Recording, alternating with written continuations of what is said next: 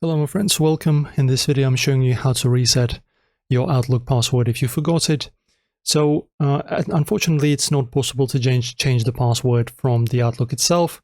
So for example, if we go to the settings, press on accounts, then manage the account, as you can see there's nothing in here that says change the password. Also nothing in general tab as well, privacy and data, as you can see there's nothing. So basically how to do this, you just need to type in Google Microsoft password, just reset.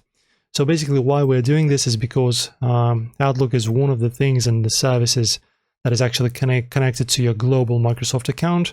So if you want to change your password, you need to change your Microsoft password. So just go to the official page.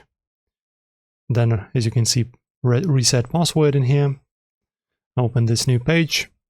Right, and as you can see, we can help you reset your password. So just type in your email.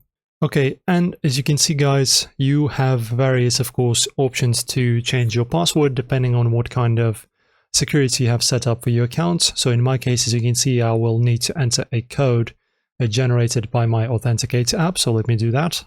Okay, and after inserting that password of yours, the basically numbers that have been sent either to your email or to your Authenticate app, or maybe you have some kind of other two-factor authentication set up, you can now select the new password, just insert it in here like that.